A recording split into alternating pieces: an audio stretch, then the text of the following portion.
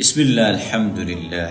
طبراني په معجم الاوسط کې حسن سند باندې یو روایت نقل کړی دی او دا روایت د احادیثو په ګڼو کتابونو کې شته. په داسې قسم خبرو سره وده انسان چې هغه د غفلت په خوب باندې وده دی هغه د خوب نه راپاسي او هغه سړی چې هغه لاره ورکه کړې ده نو هغه ته لاره ښکاري. هغه سړی چې هغه ټارګېټ او هدف ورک کړی دی هغه خپل ټارګېټ او هدف ته رسي. او رسول صلی الله علیه وسلم مونږ ته وخت په وخت باندې په مختلفو ځایونو کې دا خبرې کړي دي چې زمونږ دا خبرې زړه ته کوزي شي. نو دا چې کله ته اورې نو دې ته د زړه غوږونه کولاوه او دا خبره د زړه په غوږونو واوره او کومه خبره چې هغه ته په زړه واورې نو هغه ډېره ژوره ځي او د هغې جرړې ډېرې مضبوطي. او تاسو ته پته ده چې کومه ونه چې د هغې جرړې مضبوطي نو هغه ډېره پخه ولاړی په ځمکه باندې ډېره کلکه ولاړی او دا هغه ونه ده چې تؤتي اکلها کل حین باذن ربها.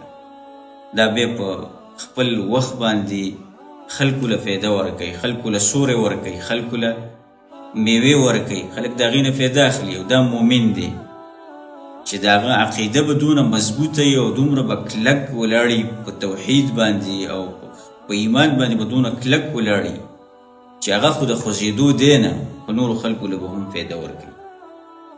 المختصر دا چې رسول صلی الله علیه وسلم موږ ته دا خبره کړې ده، تعجب یې کړی دی. انس بن مالک رضی الله عنه وایي رسول صلی الله علیه وسلم وایي ما رأیت مثل الجنة نام طالبها. د جنت په شانته نعمتونه او د جنت مزې او خوندونه چې یو سړی دا غواړي چې زه جنت ته لاړ شم او شپه او ورځ په دې کوشش کې دی خو بیا هم د هغې نه غافل شي او هغې نه وده پاتې شي چې د هغه طلب هم کوي او بیا هم وده پاتې شي. هغه نعمتونه چې هغه پسې دی شوق او رغبت یې دی چې زه پاتې نه شم او بیا د هغې نه وده پاتې کېږي.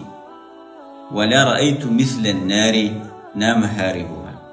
او د اور په شانته سخت عذابونه او د اور په شانته سخت ځای چې هلته قسمه قسم مشکلات او دایمي عذاب چې د هغې نه انسان بیا وتی نه شي. داسې عذاب ما نه دی لیدلی چې بیا د هغې نه یو سړی تښتي او منډې تې وایي او هغه وده شوی په لاره کې. نو داسې رسول صلی الله علیه وسلم تعجب کړی دی د هغه سړي د حال نه چې مؤمن به داسې نه وي، مؤمن به همیشه بیداري، مؤمن به همیشه په مجاهده کې به کوشش به کوي د ځان سره د شیطان سره مقابله کوي، د خپل نفس سره به مقابله کوي، تر هغې پورې به مقابله کوي چې د له مرګ راشي او دی د الله سبحانه وتعالی سره مخامخ شي.